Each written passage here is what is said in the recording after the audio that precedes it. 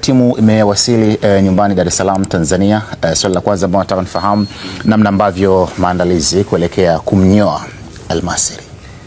Asante Hassan, lakini kabla ya kuanza kuzungumzia mchezo huo, kwanza tutoe pole kwa uongozi wa Azam Media kwa kufuatia msiba wa mfanyakazi wake Bi Rahabu Fredi. Kutoka bodi ya kurugenzi ya Simba Sports Club, management ya Simba Sports Club pamoja na mashabiki wa Simba na wanachama kwa ujumla, kwa pamoja tunaungana na Azam Media kwenye msiba huu na tunamwombea kwa Mwenyezi Mungu amlaze mahali pema peponi. Amin. Na wale wote ambao wameguswa kwa namna moja ama nyingine kufuatia msiba huu. Amina. Sisi kama Simba tunaungana nanyi kama wadau, lakini vile vile tunaungana na familia ya Bi Rahabu kufuatia msiba huu mzito. Kwa niaba ya management na wafanyakazi wote tumezipokea bila shaka. Asante sana. Naam, karibu sasa. Tumerejea Dar es Salaam, na baada ya kurejea moja kwa moja vijana wakaingia kambini na mazoezini kwa ajili ya kuanza maandalizi ya mchezo huu.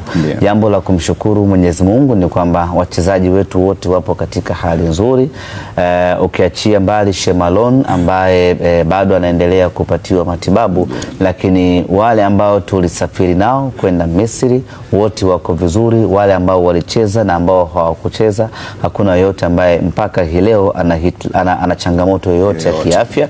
Maana yake ni kwamba hadi kuelekea siku ya mchezo wetu tutakuwa na silaha zetu zote za kwenda kumkabili Al-Masry. Mchezo ni muhimu sana kwa Simba Sports Club. Inawahitaji kushinda zaidi ya magoli mawili kuweza kuona wanafuzu kwenye hatua ambayo inafuata. Mwalimu Fadlu Davis anasemaje kuelekea kwenye mchezo huu? Kauli mbiu yenu nimeiona, nasema hii tunavuka. Ni mchezo muhimu sana. Yaani kama unavyoona maji yalivyo muhimu kwenye mwili wa mwanadamu, basi na mchezo huu ndio muhimu hivyo hivyo kwetu sisi Simba Sports. Mwalimu Fadlu amepata muda wa kuzungumza na vijana wake, na bahati nzuri nilisikia akizungumza nao. Jambo kubwa ambalo amelisisitiza sana ni eneo la mbele. Namna gani eneo la mbele wanapaswa kuwa sharp enough, wanapaswa kuwa na ushirikiano wa kutosha ili kuisaidia Simba kupata matokeo. Maeneo mengine yote ya kiwanja Mwalimu Fadlu hana shida nayo, walifanya kazi yao vizuri. Eneo la mbele ndilo ambalo mwalimu ametenga muda maalum wa kulifanyia kazi.